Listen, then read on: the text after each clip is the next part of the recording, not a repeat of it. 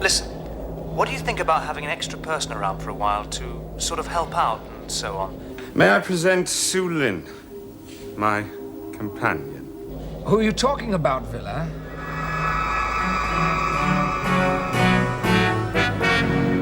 He's talking about me.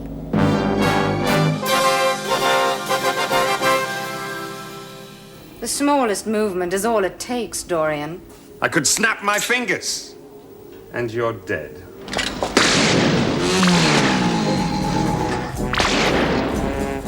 Fast, isn't she? Su Lin was taught by the best. The second best, actually. Oh, of course, you killed him, didn't you? He was one of the men responsible for the death of her family. Gouda Prime. Your home planet. I grew up there, yes. What happened to your family? When the mining corporations moved in, the farmers moved out. Those that didn't were murdered. She killed all the others, too. She's a formidable enemy.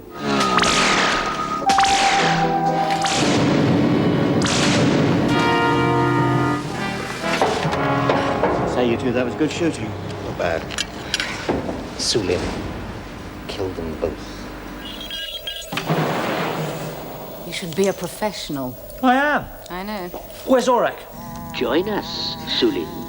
We can fulfill your every desire. You wouldn't know where to start. You have to outshoot yourself. Stupid game. Not really. Finally, a game worth playing. Stand back.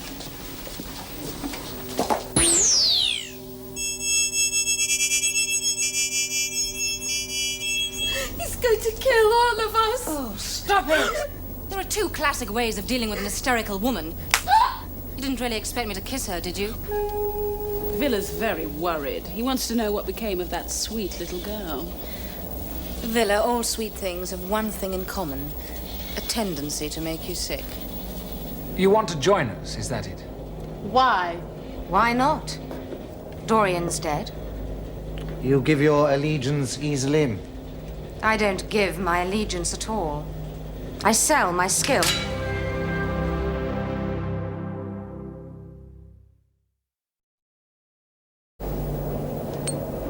Isn't it rather a sophisticated piece of equipment for a salvage hauler? It's very sophisticated by any standard. Someone spent a lot of time modifying a basic machine. You are correct as always, Master.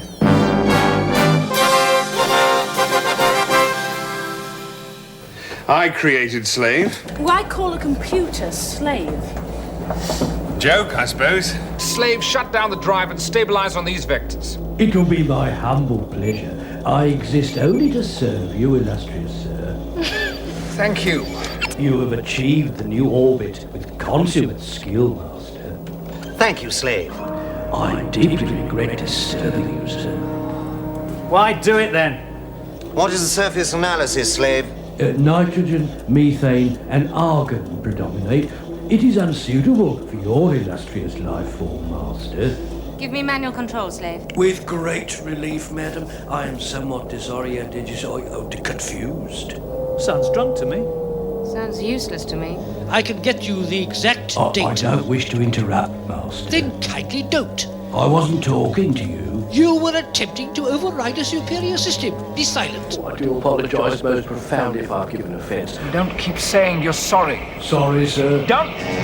I'm sorry to have to report, Master, that 3 Federation ships are approaching. I'm very sorry about this, but that was the backup system. I'm sorry, Master, but as asteroids go...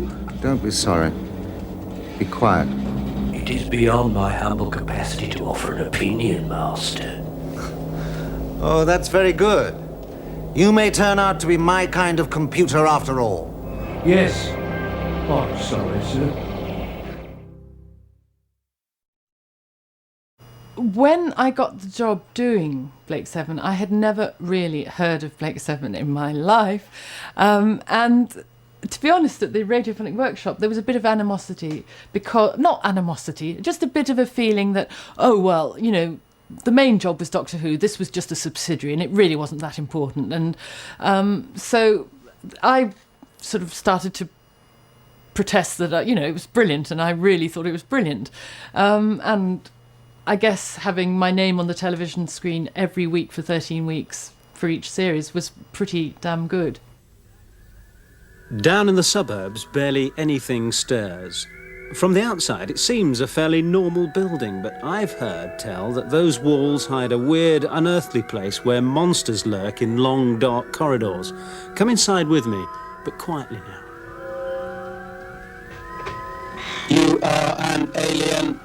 What are you doing here? Please be careful not to touch anything and shut the door behind you.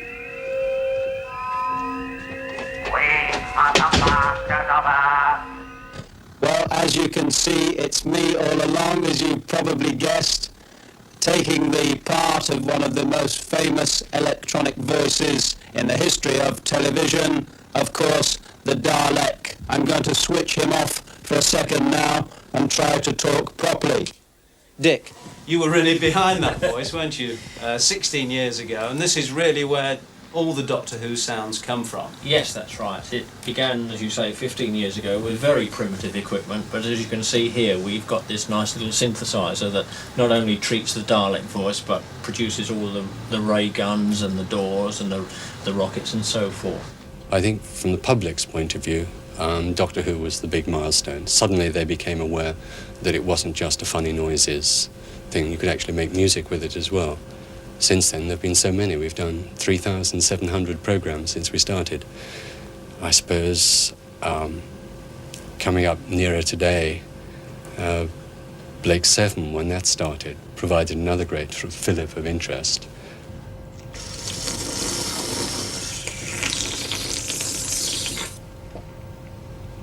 Perhaps it ought to be Blake's 8, because behind every adventure of the cosmonauts is Liz Parker, gurgling her way through the constellations.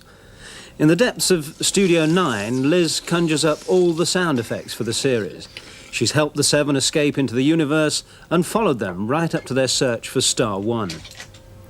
Liz thrives in this rarefied atmosphere and talks in a gobbledygook no one outside the building can possibly understand.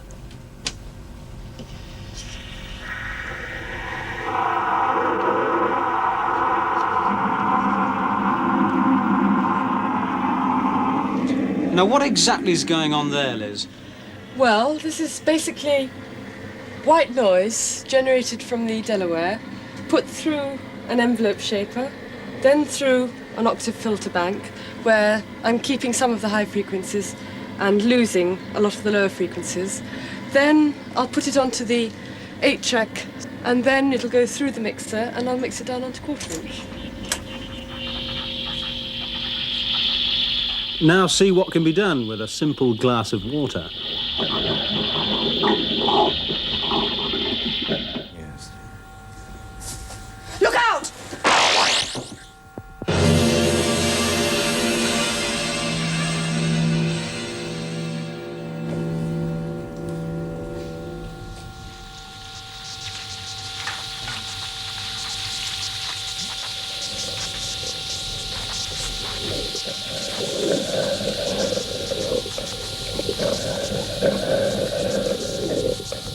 What are they?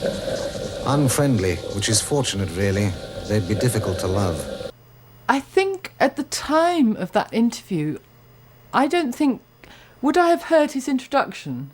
Did I know that he was sending me up? I'm not sure that I did. So when he just asked me to sort of take me through, you know, take him through the studio and what I was doing, I just did it. And I'm not sure that I was aware that it was going to be sent up in that way. But fair enough. I mean, I suppose it was gobbledygook, and I don't mind. I mean, Breakfast Time did the same. Various people did. They used to find it quite funny that, you know, there were these trailing wires and these funny corridors and these funny rooms and all this equipment, which was actually producing quite interesting sounds a lot of the time.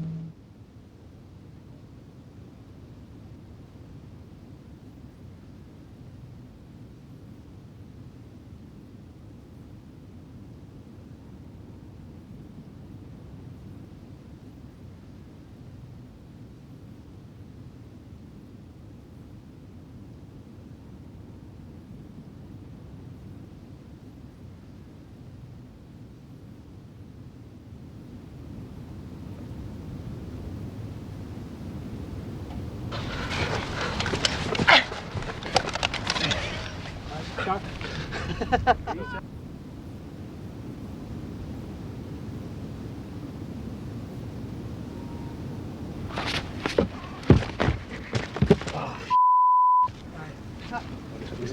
with me. Sorry. Thank you.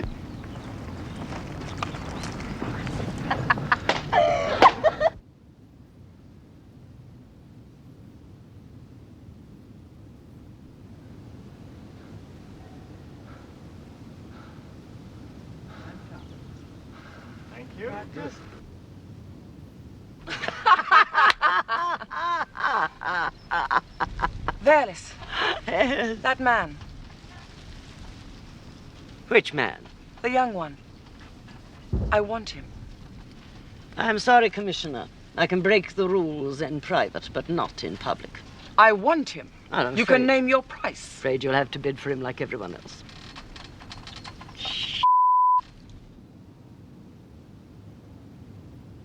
Oh, yes. Half the attraction for slave owning is really that it's illegal. And if you passed a law against baldness, half the galaxy would shave its head by the next morning. But... Sorry. Take one.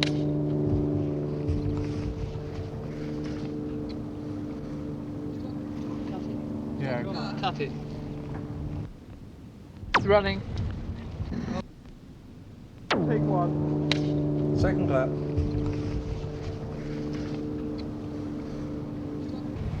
Three, 6, 1. Take one. Third clap. Take one. Fourth clap. Running. Action. Action.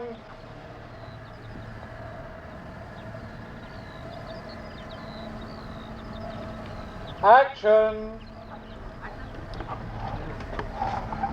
Oh no, much slower, much slower. Then hold it, cut. They're very heavy doors. You've really got to struggle with them and push them, but you know, they weigh a ton. Okay, more smoke. More smoke here. Like you did it before. Can't hear the cue. No, more smoke like you did it before.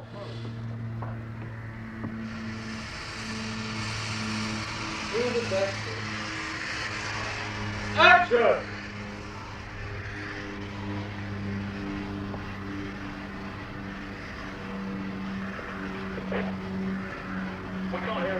Action!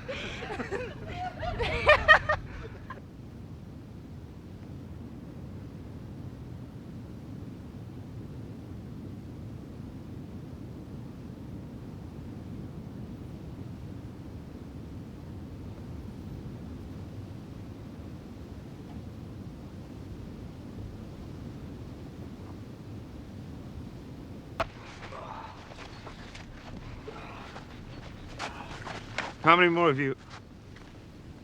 Are there? Oh, sorry, I shouldn't have said that.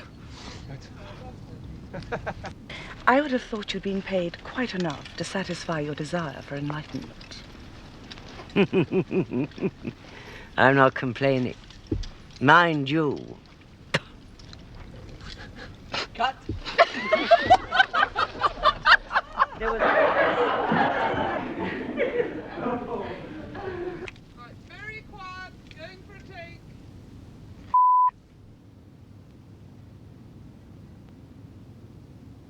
Action.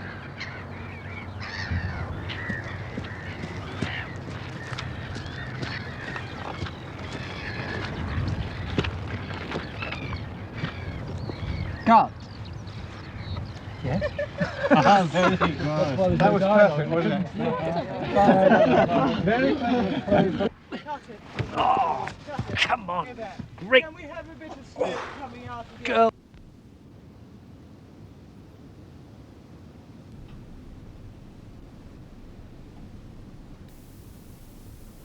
Check the gate.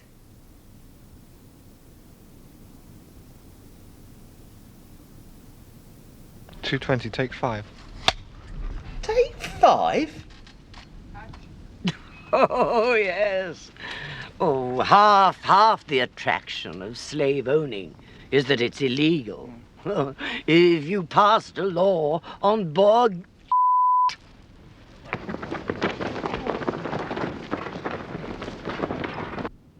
Oh. Yes. Half the attraction of slave owning is because it is Once again, please, dear. Sorry. That was Half the attraction. Half the attraction of slave owning is that it's illegal. You pass a law against baldness and half the galaxy would shave its head the next morning. And still wear wigs most... I've gone now. Georgia, love. Thank you. Oh yes, half the attraction for slave owning is because it is illegal. If you passed a law against baldness, I mean, half the galaxy would shave its head by the morning. And still spend most hell, God.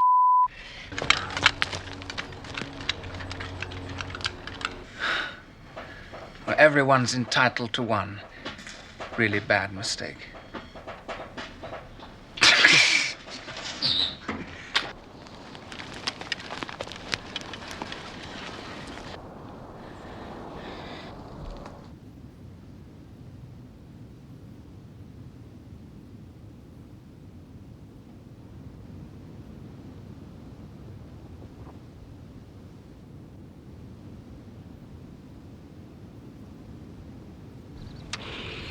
But what do you think?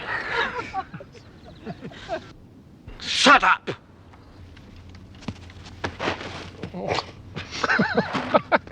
I'm sorry. I couldn't believe that.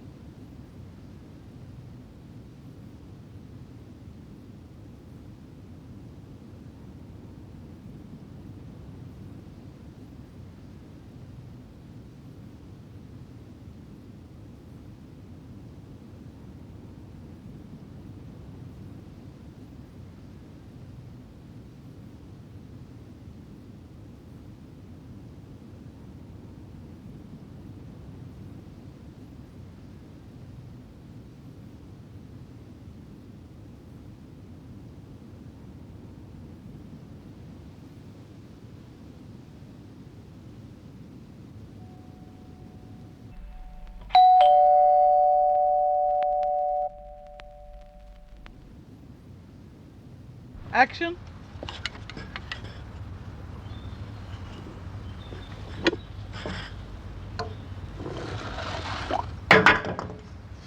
Action.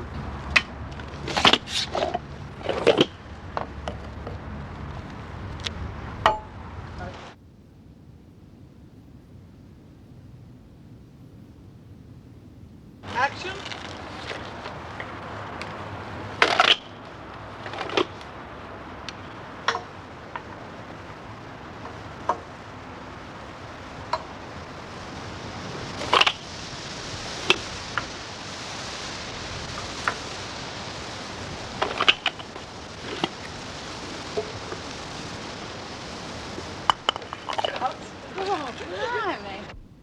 It's out of action!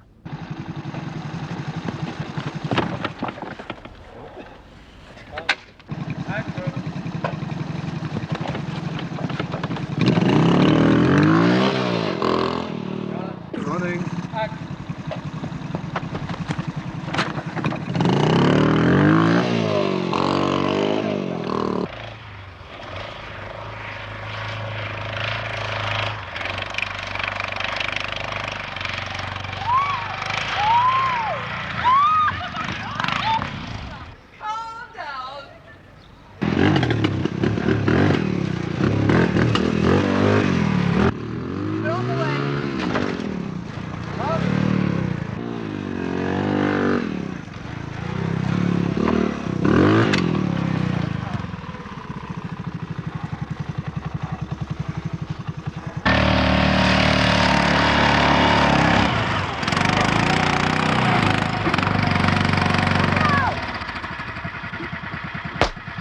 It's out of action!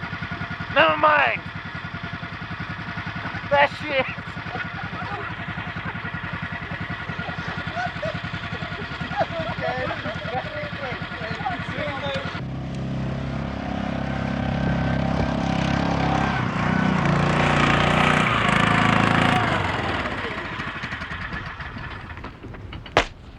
It's out of action! Never mind! There she is!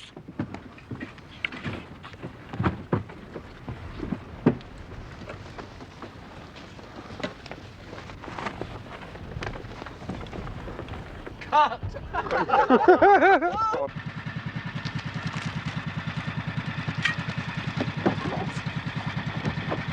Go!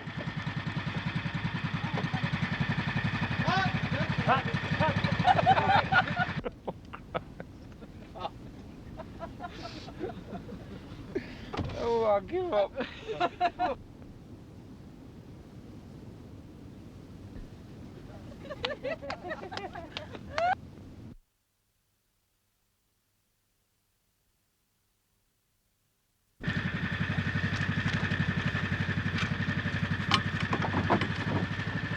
Go!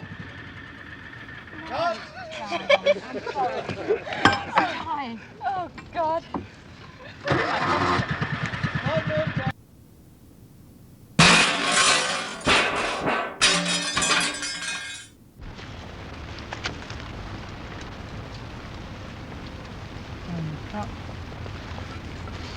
Go on.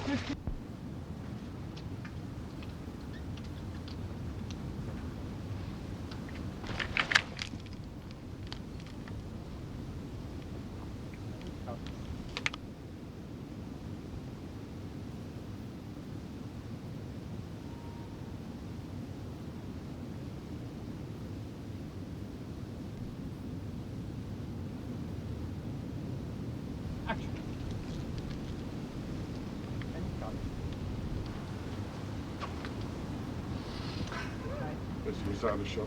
Yeah.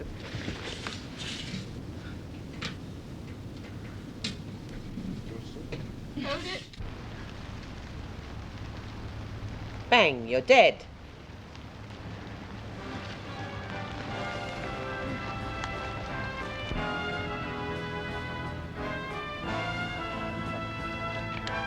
You know what that makes Zucan, don't you? I know what it makes us.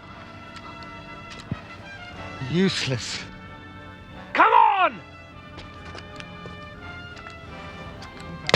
Ooh.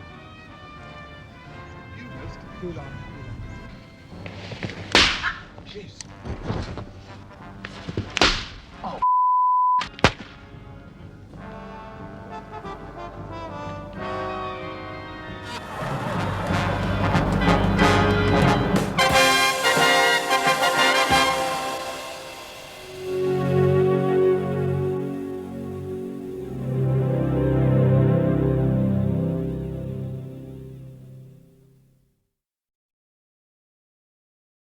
I was working at a college of education in Roehampton when I decided that it might possibly not be my thing to be in teaching for the next 50 years. And I telephoned the BBC one day and asked for a job, literally just like that. But of course, in those days, they take on anybody. I joined, as everyone did then, as a contract design assistant for a 3-month contract. There were about 120 designers. The department in total, of course, was costume, makeup, graphics, visual effects. So it must have run into the thousands, I would have thought, in 4 or 5 different buildings. We were all in what is now the design block, then called the scenery block, and the whole area from ground to the top was all design staff, mostly scenic design, graphics, and some visual effects. In those days, one tended to be allocated, in early days, to programs. So you would go along, your name would go to producers and so on. Unless you were fairly well known. I wasn't that well known at that time. So I'd done a lot of drama, but I hadn't actually met David. So I went along to meet David. He was a very large man, very jolly. You could imagine him running a wonderful pub, for instance. And he said, do come in, sit down, you know. And we chatted away and said, yes, he gave me a pile of scripts and I came away. And he knew I lived in Windsor. So whenever he phoned me in the office, he'd say, hello, is that Windsor Castle? And I'd say, no, it's me and I'm in the servants' quarters. What do you want? Roger was in the next door office, Roger Murray Leach, who designed the original Liberator. And because the department at that time was laid out in mostly an open plan design, one could move from room to room very easily. And one walked up and saw this wonderful model that Roger had, and it was something called the Liberator for something called Blake 7.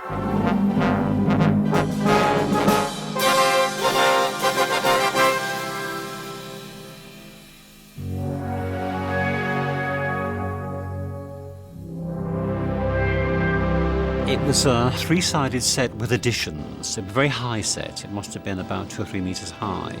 It took up about a third of the studio. It's beautiful. It was very high rostra, which went up about 1.5 meters, 2 meters at the back. So anyone coming into the set always had a walk-down staircase, which people like Paul Darrow and certain others loved, because it was always like doing a walk-down at the beginning of every scene. They weren't quite so happy going up because, of course, they were going up out of a set with their back to the camera.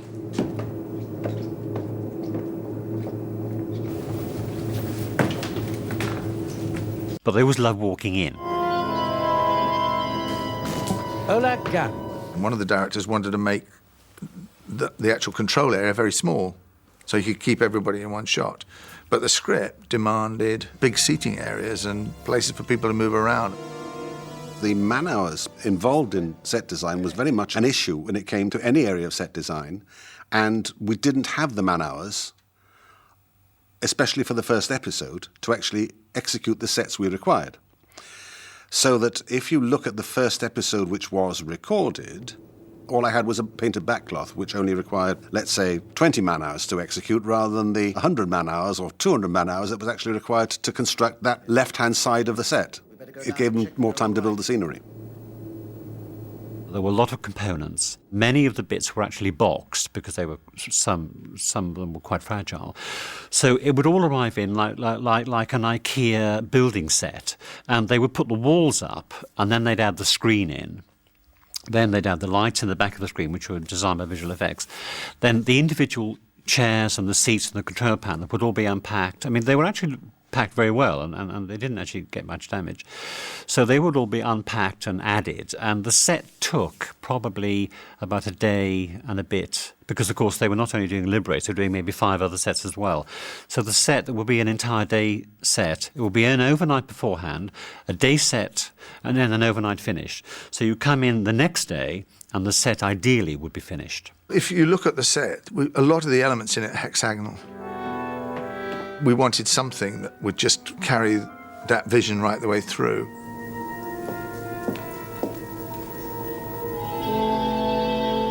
And it meant that when we got to other parts of the ship, we could always reuse the same elements to get from A to B. Well, we only had 2 corridors and 2 doors, so maybe we had 3 doors, but you had to be running up and down the same corridor and bursting through the same doors, but from a different angle.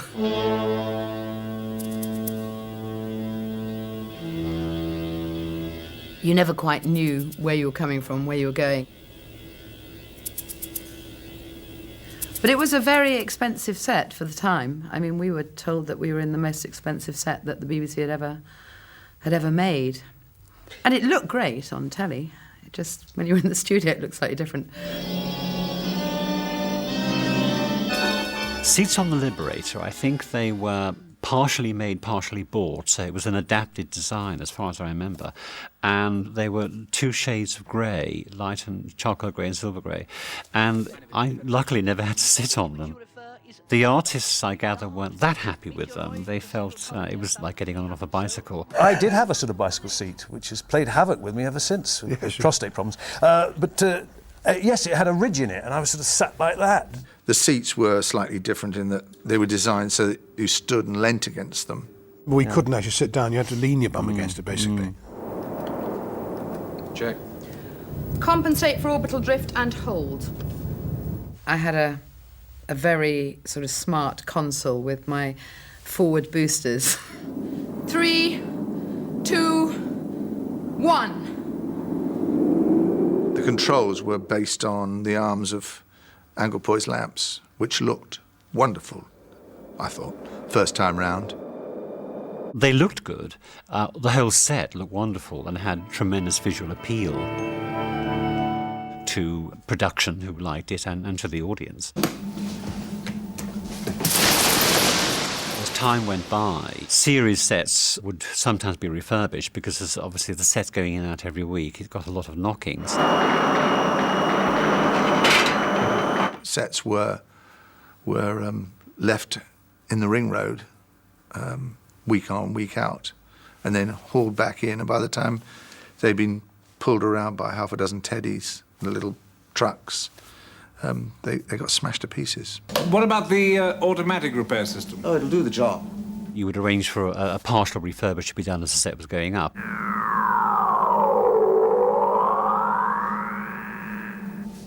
That is fantastic. Repairs to the primary power channel are complete. I approached it like a kind of outing, like a sort of fun outing, and I was really going to enjoy this. It was going to be great fun. There wasn't enough money, and it could well be that because there wasn't enough money, invention was the mother of necessity. So finding yourself with maybe 2 or 3 very large sets to do, which might, in terms of actors, there might be 20 or 30 extras perhaps. So the set is therefore defined by a certain size to get the actors in, to get the cameras, lights and so on. But nevertheless, there wasn't actually a huge amount of money.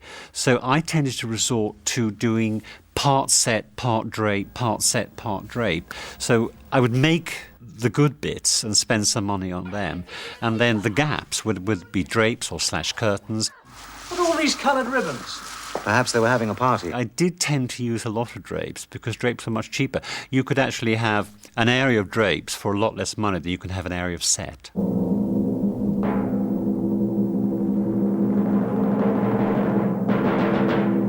The script Gambit arrived on my desk, and again, like many of the scripts, which are a very good script, it did ask for more than actually we had money for. So again, it was an occasion where a lot of drapes and part sets were necessary. Friends and patrons, your attention, please. I have an important announcement. I had seen a circus tent go up, driving home from, because I live near Windsor and Chipperfield's, winter quarters used to be near where I lived, and they were putting up part of a tent. And when they got the sides up, and then the upper part, which would then make a gable, was hanging into the area and then went up on a hoist, which was outside. And I thought, well, that might well be right for Gambit. So I did a quick drawing and we often made small models of what it might be like. Went along a production meeting and suggested this is like a tent, only it couldn't be a whole tent because there wasn't enough money. And I just made strips of material to represent the walls. So they'd come up to about 1.5 meters, perhaps 2 meters. And then the top part of the tent would actually dip into the set and then go up out of shot. And to reveal the artist who would then become our master of ceremonies, the material which surrounded her was a material called slash curtain, used very much on top of the pops in the 60s and 70s. I remember picking up the script and saying to producer, you know, are we approaching this very much as a piece of theatre rather than a piece of high-tech telly? The high-tech telly we're doing anyway, you know, we know all about that. But really what we're doing is circus theatre. And we should treat it in that way. And that's the way it was played. It was played almost to the gallery. Vila, this gallant sporting gentleman, has agreed to end the evening with one final wager. It was very much a theatrical thing. It was quite a large set, and again there wasn't a huge amount of money. It was a sort of Prince Regent, a kind of forerunner to a Blackadder character, one realises now. Princely stripes, very much a stripy setup. Silver makeup, in fact, which was also used during the period of Prince Regent, the early 1800s. My designer tells me that it is patterned upon the attire of someone called the Prince Regent. Oh, what a pity that everybody doesn't enter into the spirit of carnival of Mardi Gras as wholeheartedly as you and I. It was all very camp, but enormously enjoyable. What's going on? What am I doing here? Vila, the flute offers you the white pieces and the advantage of the first move. That drink? I've been tricked. It was probably an episode that we laughed more on, and goodness knows we spent our time on Blake laughing a lot. It inevitably happened that if you were doing Blake 7, you might well do all the filming for maybe 3 or 4 episodes, whilst the designer was actually doing the set, or maybe 2 designers were getting their sets ready for an episode that might not be for a few months. So I would maybe go out and do the film location work, recce locations, find them and so on, build the sets, take them out, set them up, while somebody else was doing their own thing in the studio. We were always in clay pits. It was always February. Even in August, it was always February. It was always cold, and there were always explosions. And there was one terrible location at a pit with a large door that's sliding backwards and forwards, and the artist ran in and out continuously all day.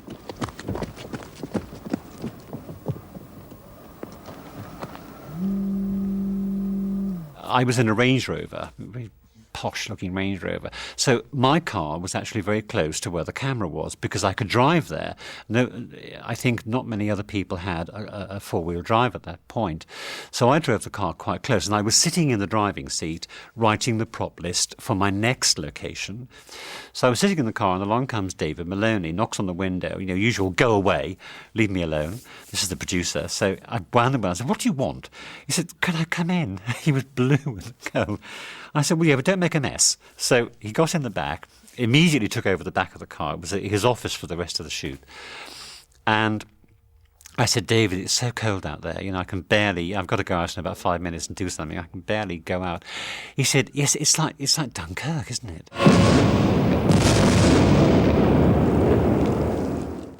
On Harvest of Kairos, we had a length of fence, which I think then appeared in several other episodes. Obviously someone liked the fence, and someone had to climb over it. Stuart fell, the stuntman climbed over and fell off and that kind of thing. They're getting into this very, very little tiny set, and we needed them to walk up into shot, away from camera, and then down into the module. And we built the module and other bits, but there was nothing else left. I mean, it was a case of bring something from home and see what we can do. So we put the camera along a piece of rostra, along which we put, I think, some what you call fablon. It's in the BBC terms, it's called martack. So we martacked the top of a piece of rostra. We borrowed the ladder from another set, and the chippy lashed it to the rostra. And then, because there was nothing else, no money, I just got some empty cylinders, which were, I think, dark green with yellow tops, and I just put a line of them each side of the camera. And as the artist walked up into the frame, then he just walked away, and that was the set.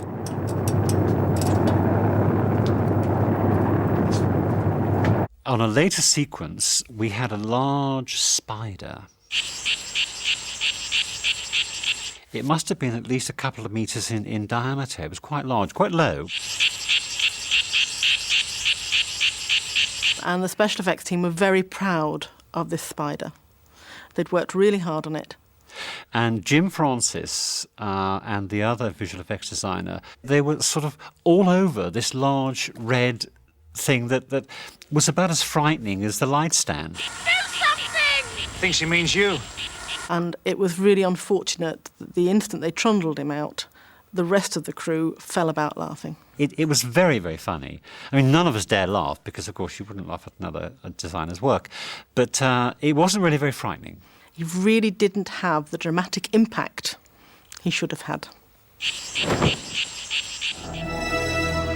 We were doing a sequence again. It was rather theatrical, so it lent itself to a bit of scene. We had a lot of drapes. On that episode, we were doing with Fiona Cummings, the director. Fiona wanted a very, very wide shot, which meant that we'd have to build a set maybe 3 or 4 metres high, which was impractical, even for Ealing. So we built the set as high as we could in terms of money and in terms of practicality. So what we did to create the ceiling was use a glass shot. Nowadays, of course, you do it on post-production on computer. At that point, of course, it wasn't that advanced. So if you wanted to put a ceiling onto a set where you couldn't have a ceiling, because, of course, a lot of it was top lit. We've done it! I've done it! You would pre-design it, of course. The artist would come paint on glass, so you'd have a locked-off camera, he'd paint the set, paint the ceiling on, and then you would cut to that shot as and when you wished.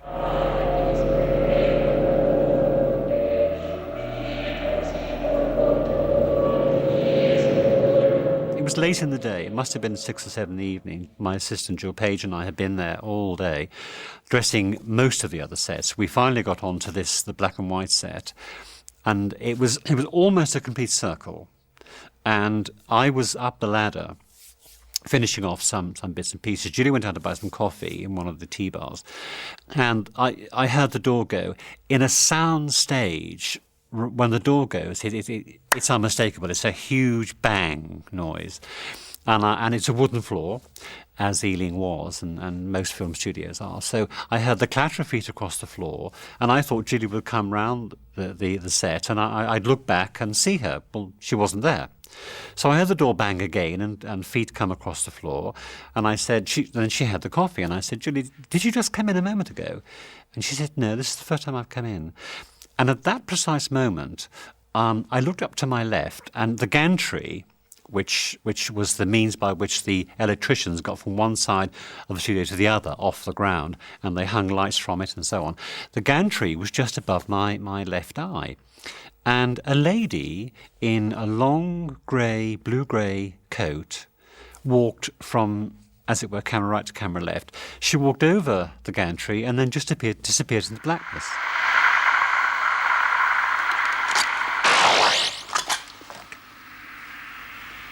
What the hell? I saw something. There was a slight smell of perfume, very, very slight trace of perfume. That wasn't Julie because she was a long way away from me. And I said to her, did you see that? And she was doing the coffee, and she said, what? And I said, the lady on the gantry. She said, Ken, we're alone in the studio. Everyone else went hours ago, and we should have gone too, by the way. We're alone. There's nobody else here. And I said, it was the Ealing ghost.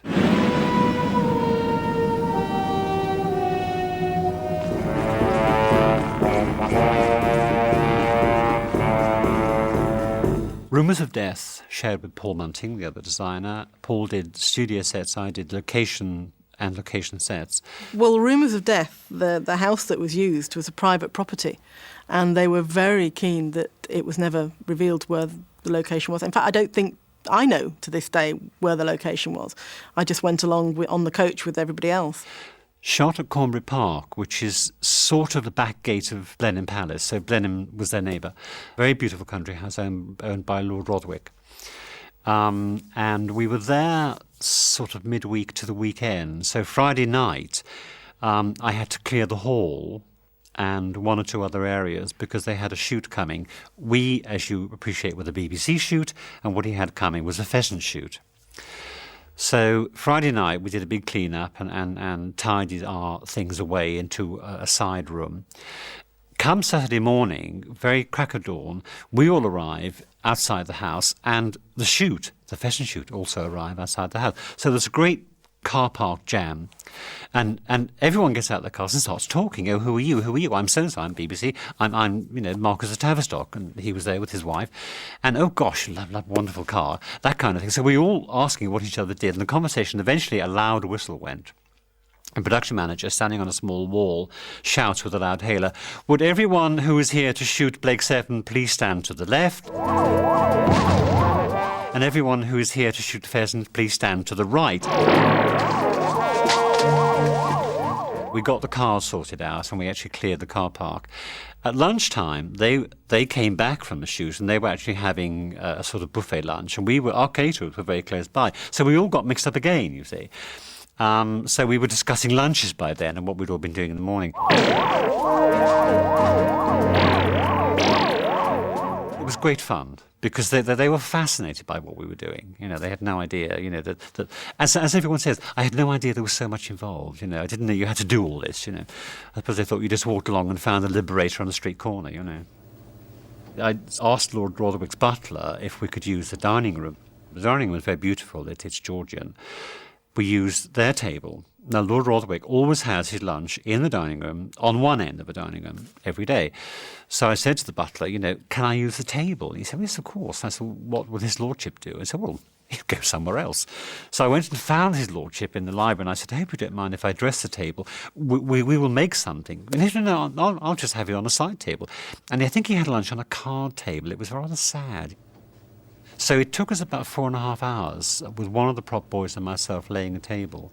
And the butler was most complimentary, and he said, you're taking enormous care doing this, which is very much his thing, of course. And I said, I feel as though I'm being scrutinised, because I'm actually dressing a table for a dinner for 14, which is what you do every day of the week, and I feel you're... But he was very charming. He didn't actually say anything. He just said it was very nice at the end, Excellent. Assassin. It was sort of Arabian Nights, very camp. Just the inside of a tent and the exterior, all the shots were exterior, and anything beyond the set was meant to be Arabia, Lawrence of Arabia type thing. Valeria of Prynne bids 100 vems. 100, that's very good, but you're going to have to do better than that. I had met the artist at the read-through and thought, I've got to talk to Betty Marsden. I've got to talk to Betty Marsden. I am a public servant. Anyone of my generation had heard Betty on radio night after night, and the wonderful things. She'd all seen her on movies. And we sort of captured her at lunchtime and had lunch with her. And, you would say things like, can you do the voice from Round the Horn? Or can you, what about working with Kenneth Williams or whatever? And she would very easily slip into character. And she and Jackie really hit it off tremendously. You're obviously fulfilling a deeply felt need, Fairless. Oh, yes, I am. Yes, I am. Sand, another episode, again, which I shared with a fellow designer, Eric Walmsley. I did the location work and the Ealing work, and Eric did the studios back at Television Centre. Most of the Ealing area was something like stage 2 to be covered in green sand. Naturally, on Blake 7, you're not going to land on an ordinary planet, are you, Brighton Beach? You're going to land on a planet that's green. There seemed to be huge discussions which went on for weeks about the actual way we were going to get a whole planet covered in this green sand, which was immensely expensive because I can't remember how many pounds it was per bag, but we had to create a whole planet which was covered in this stuff, and it also had to move and creep and gradually build up over the windows of the set. And everyone looked green. So it was constant hassle for lighting and makeup because the reflections coming off the colours that we had in the studio. There is supposed to be some form of life here, isn't there? Well, if there is, it probably won't like fires. So make one. It was okay a little bit because if you're on a green planet, you can have a green shadow perhaps, but they tended to look pretty grim in some of the takes, so they were dying.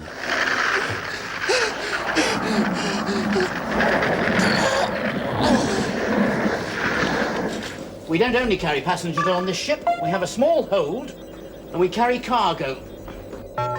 valuable cargo. Now, can anyone guess what it is? Go. Right first time. Gold was a sort of pleasure ship. Good morning, good morning. Keeler the purser speaking. Inevitably running up and down corridors. They spent their lives running up and down corridors. So we had the main set in hand, which I'd borrowed from another episode. We'd refurbished it, we'd added new props. As I say, we sometimes spent a lot of money on the foreground bits and used other bits of set, which is why sometimes if you look, you see the same shapes in a different colour. But the corridor bits were literally no money at all. We just had enough money to make the basic corridor. The walls were just wheeled in with the inevitable sliding door. And Francis the buyer and I went out to a wholesaler and we bought a load of, you know, when you're on an airline and you have your tray. So you have the basic tray, which might be grey plastic, then on it you'll have a module of shapes in which you have the meat there and the veg there and what have you. So those plastic things are made by a company, and we found the company, went along, we just bought millions of them, mostly in white, some in silver. So they were those trays, we turned them upside down, and I just stapled them onto the set that morning, and when the director came, he said, "That's nice."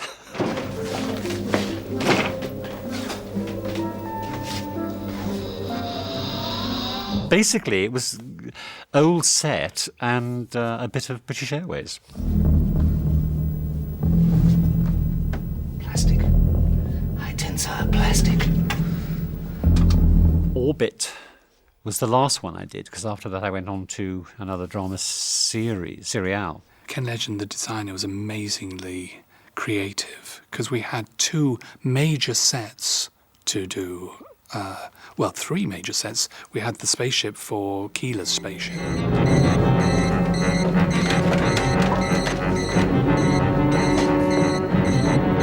And this is Keeler, your purser, welcoming you to Space Princess. We had Agrorian's camp.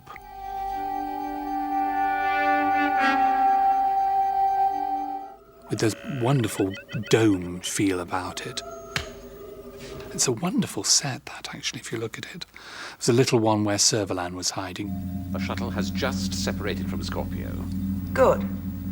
I'll be watching on the monitor when they arrive. But that was just a tiny one. That's probably just two flats. Knowing Ken, I mean, he could do anything with egg boxes and things. And then, of course, we had the shuttle itself, which was quite a major set. And he did a fantastic job of that. He didn't waste much time ditching us, did he? Places where Villa could hide, little air ducts and things. And I do believe he did use the egg boxes in that one. I really think he did. But it looked fantastic. He was a master of how can I make something for 2p? I have to say, my approach to the Beeb and designing anyway still is, if I'm not going to enjoy it, I'm not going to do it. You know, and if we're not going to have a lot of laughs, what is the point?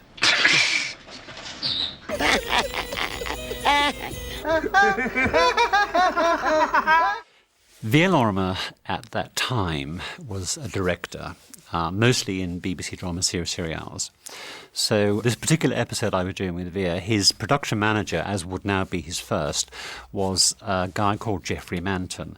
Geoffrey is a very tall, very BBC gentleman with a very proper English voice, rather loud, or commanding character. All right, we'll go from the grow room. Thank you, yes. thank you. Go That'd from the be grow nice. room. But envision from 138. So on the floor, Geoffrey was getting the cast together, and wicked Jackie Pierce. President Servalan, we are indeed most honoured. She knew that if she asked Geoffrey certain questions, it wasn't just a yes or no. It would be the whole answer, and we'd all be there all night. So she had her phaser gun and so on, and her bleeper or whatever. And he said, well, just round here, Jackie, you see. And then he walked off the set, and the camera followed him. And all the cast followed Geoffrey, you see. And round here, you see, Jackie, this is where Ken's done, you know, the sliding door mechanism is here. And the cast went round the back of the set. And we were all, this isn't happening, you know. And the camera panned over an empty set. The camera went round with them. And he said, and he described the whole of the back of the set, the construction, the rostra here, and there's a little offstage tread there. Oh, there's the button there. That's the other part of the button you press, Jackie. And they were convulsing, walking behind him. And we're open-mouthed in the gallery because we're looking at an empty set. The artists are now walking, they're now almost at the end of the set, and they come on the other side. And by this time, the whole studio is almost on the floor laughing. And Geoffrey has explained the complete construction of the back of the set. And here we are now at the other side. They walk onto the set, and Jackie has to go and sit down. She's helpless. Open the cage, Mama. Blake Seven was a laugh all the time. Just the cast, just working with the cast, was enormous fun.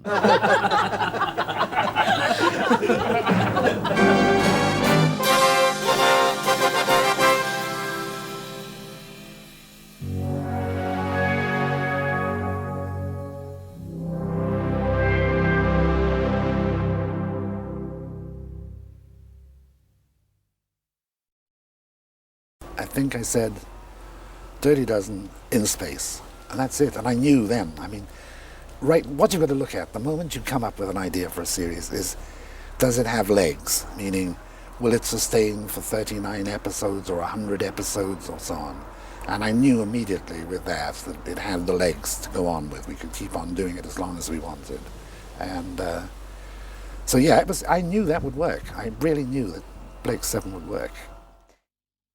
Chris Boucher wrote the final episode, and they have admitted now that they purposely did not let me know what was happening because they were going to kill off everybody. They were going to shoot everybody. And it so happens that it was a stunning finale. I mean, it was a wonderful, moving, very touching finale, beautifully written and beautifully shot and all of those things. But it contradicted my old axiom, never kill anything off. And we talked, my agent flew a tape out here very quickly and we looked at it. And then you've got to say, well, okay, it's too late, it's done. There's nothing we can do about it now. But I understood. I got, my anger vanished later and I realized what Chris had to put up with and what he had to do. I think it was a mistake to do it, but it got done. And that's the way of television. However, since that time, I have thought of several ways out of it. Just like bringing Sherlock Holmes back from the abyss, I can now bring most of Blake's Seven people back from the abyss. And when I said it had the legs, you have to keep injecting some new elements to help it along. But I think by that time, the script editor had got fed up with it. He'd done a lot of work. He'd done some hard work on the show. And I think they were fed up with it, and I think probably we knew that it was going to be the last of the run. But quite honestly, no, with love and attention and some new thought, it could be running now. We could certainly come back with it. And if you could just find a little bit of distance, it can separate the two. Oh, sorry, it's my fault. Not at all. Shot 84, take 2. Absolute hush, please.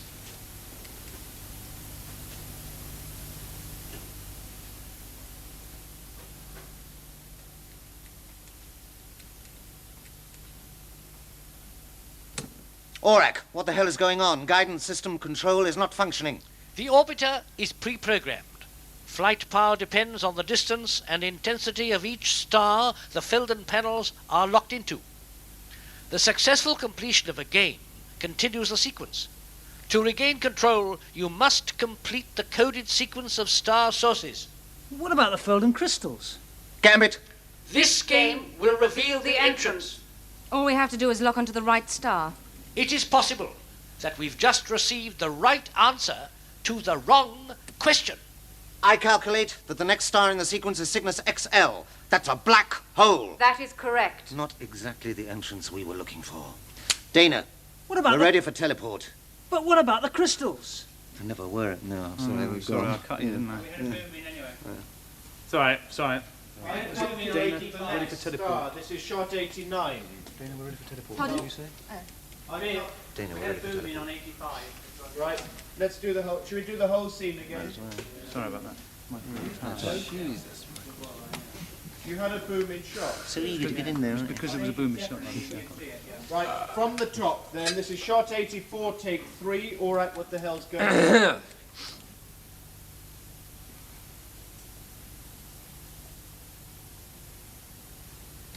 Aurak, what the hell is going on? Guidance system control is not functioning. The orbiter is pre-programmed. Flight power depends on the distance and intensity of each star the Felden panels are locked into. Sorry.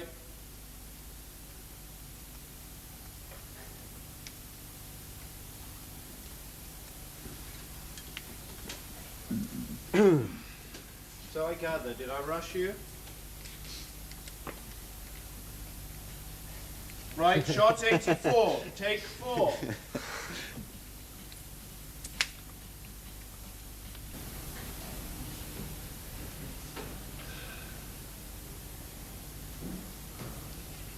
Yes, I can. Right. It's all right. No, I can see just a bit of it. Yeah, that's okay. Yeah, that'll be nice. Shot 92, take 1. You get a cue from Rosalind's voice, Alan.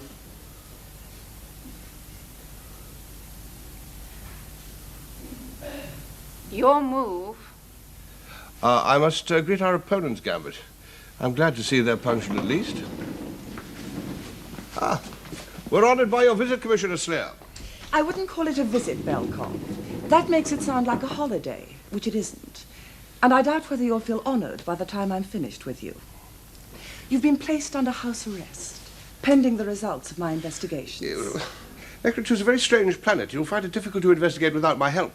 I could have you executed on the spot, you know. Yes, that is true. But that would guarantee you didn't get the Felden crystals. And that wouldn't enhance your reputation with the Federation, would it? By the way, what am I being arrested for? Production has been consistently below target. Your excuses have been, to say the least, evasive.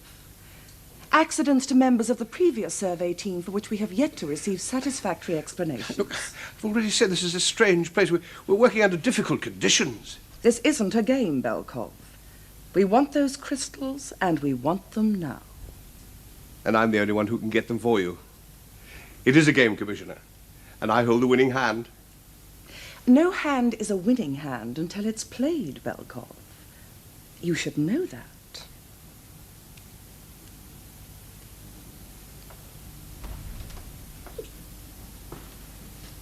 Right. Would you like to do that scene? Oh, no, not really.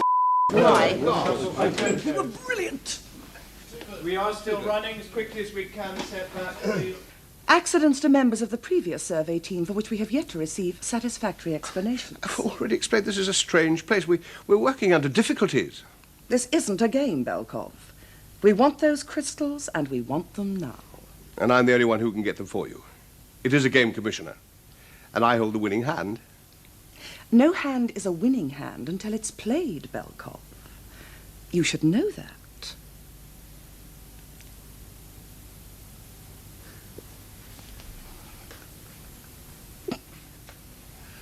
I prefer the first one. So did I. Far too rushed, that one. Okay. Do you want a quick rehearsal, fellas? You've really had very little, or are you happy to go? No, got it. God, I can only do it once. Okay, can we have the smashing glass, please? Do you want to do a rehearsal of the smashing? We were nervous. Yes. Do you want to do a rehearsal of the smashing? No, we're going to do it.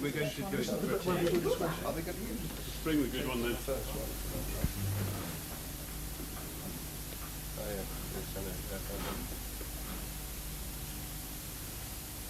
We've got about 6 of them, I think. Well, yeah, but... You'll only need Right, one. shot 126, take 1.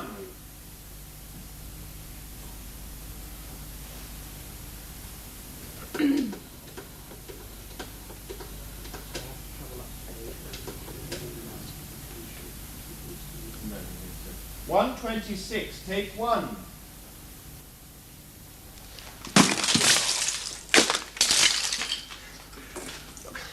I really must object. There is no point in your... I mean, I've taken me years to get all these things together. There is no point in your destroying them. Hold it there. Can we have room in? Can we set that back again, please?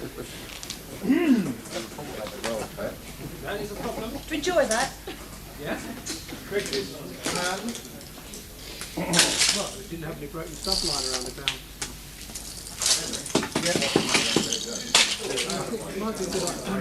Henry. Might be a good idea to pause You buy that first shot. I know, yes, we'll go to the end of your first speech, Alan. I mean, you know, if that's all right, and then we'll stop and get cameras in. Right, can we run VT, please?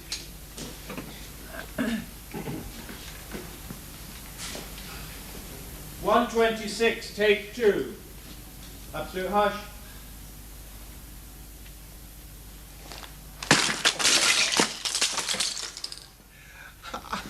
I really must object. I mean, it's taken me years to get these things together. I mean, there's no point in your destroying them.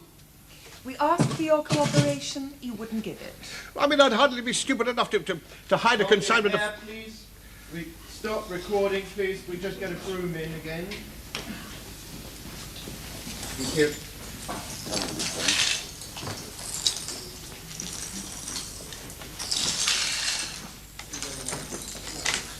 Try the computer. I wouldn't do that if I were you. Go ahead.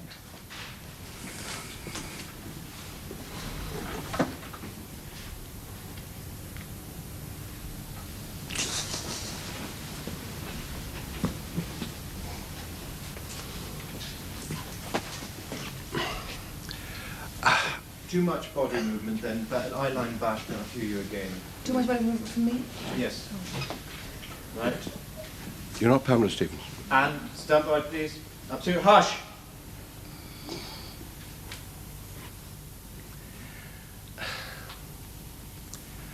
I did try to warn him. You see, Gabbard is programmed to Hold defend it there, itself. Please. Sorry, we now have to reposition a camera. We're going to do what? Jackie's turning her head.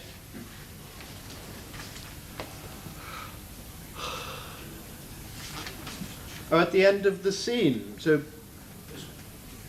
this is her reacting to the guard having. Oh, I'm sorry. But I thought it was her reacting to the guard being dead. It's an extra shot. Could you? We'd see you turn your head to send Ken off to his fate. You're looking at Alan, and you. I wouldn't do that if I were you. Oh yes, we'll I do say the go ahead. dialogue. Okay. That's right. Yes. We are still recording. It's an extra shot, 132X or something. And cue. I wouldn't do that if I were you. Go ahead. Could you just actually turn the head slightly more to Ken? Go ahead. If we can just animate the head very But slightly. it's the whole thing is that we've got our eyes locked. It's Well, can you unlock the eyes just to send him on his way? But why do I have to look at him? The very fact that I say to him, go ahead, is that... I mean, it's just a little... All right, if I that, then on to where... Right, the guy's dying again, so I'll give you a big wave of my arm for that. Right. Thank you, Henry. 153, take 1.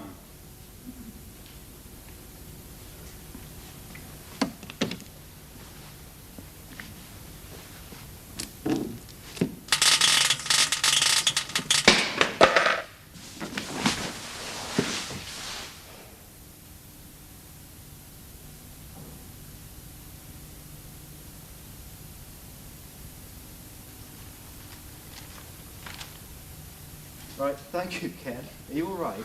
All right, he's electrocuted. Okay. Yes, Viv. 173, take 1.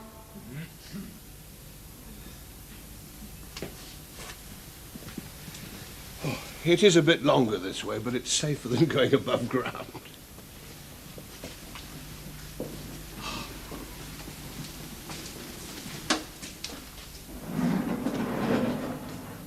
Oh, we're right under the takeoff area here.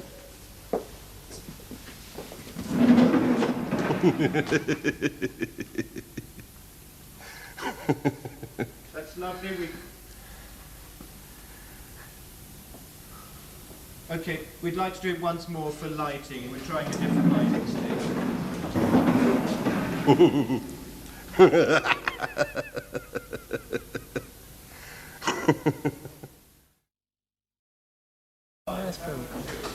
Right, stand by to lurch. Right. Lurch, lurch, lurch.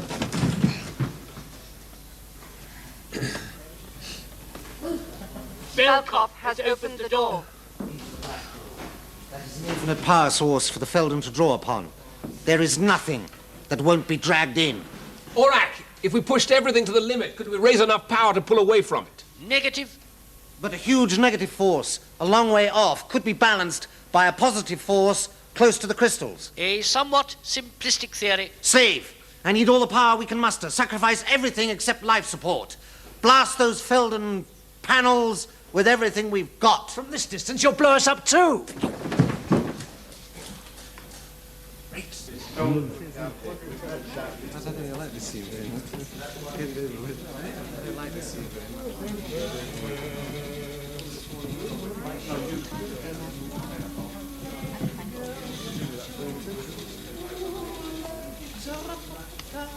Right, shot 405. Take one.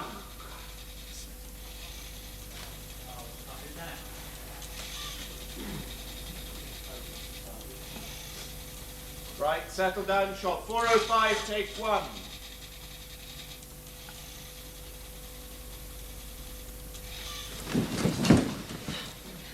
Belkop has opened the door. Into the black hole. That is an infinite power source for the Feldon to draw upon. There is nothing that won't be dragged in. Orak, if we pushed everything to the limit, could we raise enough power to pull away from it? Negative. But a huge negative force a long way off could be balanced by a positive force close to the crystals. A somewhat simplistic theory. Save. I need all the power we can muster. Sacrifice everything except life support. Blast those Feldon panels with everything we've got. From this distance, you'll blow us up too. Ah!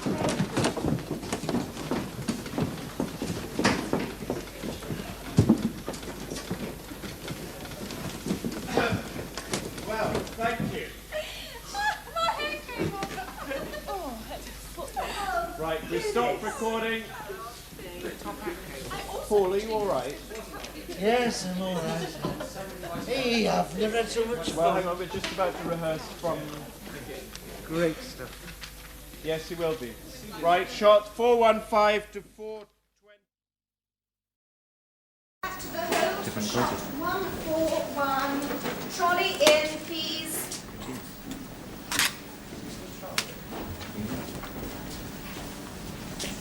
Sorry, it takes a minute to get the trolley in because it's so heavy. So we'll stand.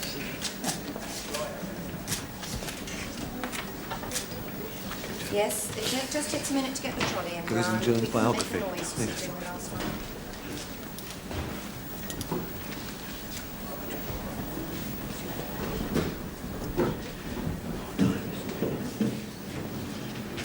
They are still recording, studio.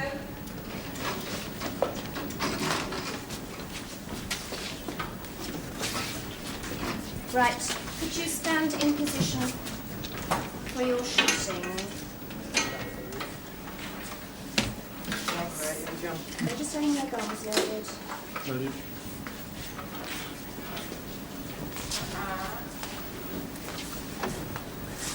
Shooting this, if you pardon the pun.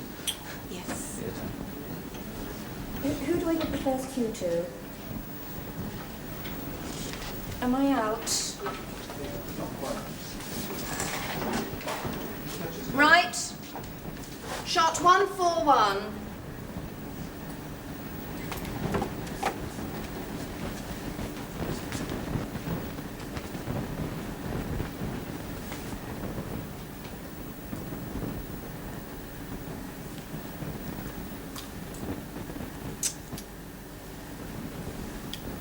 Sorry, guns didn't fire. Stop recording. Yes. Are we okay, Jim? We only want the guard here and the 2 guards there to be shooting. We don't want anybody else to fire. Nobody stand still for a moment. There's supposed to be an absolute scrum, people pushing people out of the way. Nobody knows what's going on. The guards are trying to get at the gold. The passengers are wondering what's happening. Chaos. And of course, passengers, you're drugged, so you're in a sort of very dazed, happy state, and you can't understand anything. So remember to have that sort of smiley look on your face. No. No, not quite. We're waiting for another charge. It's for one of the upstage guards who's got to shoot. Yes. Take 2 minutes. I mean, 30 seconds.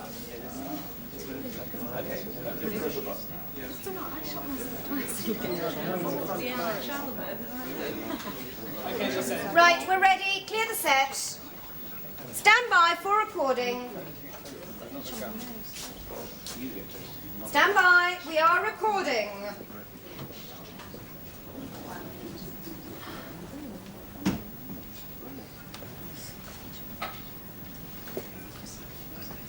Shot 203.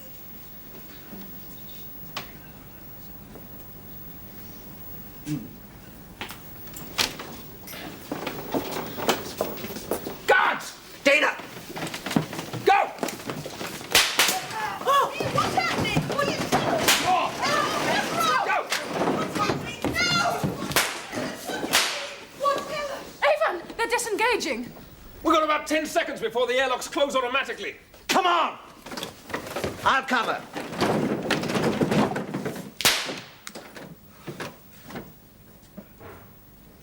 Lovely. Go again, please. We'll recharge the guns. Guards! Dana! Go!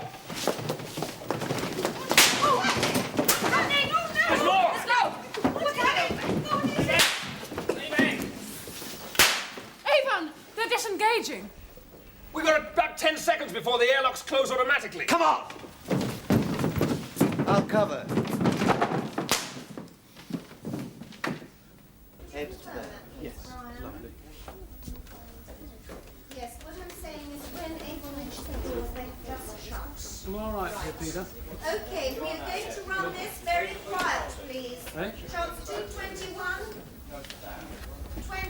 shots 221, 22 and 23, which is Avon. Following the group through, the doors stop to close. Avon trips and gets up. Then he's ducking gunfire. Tarrant shouts Avon. Avon. Avon gets up and rushes to the door, by which time the doors have shut. Okay? Right. That's it. Right. Opening positions, please, for a rehearsal. We are recording shot 221. Recording this. I beg your pardon, 220. We're recording this. We will record. We should be. We just arrived. Stand by. Stand by. Yeah. Avon!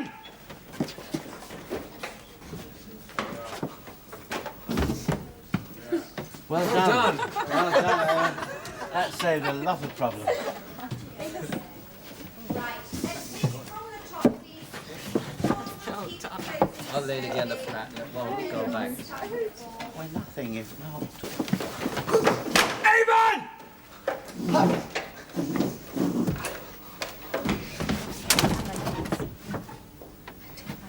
One more, please. They're dancing. You want to run?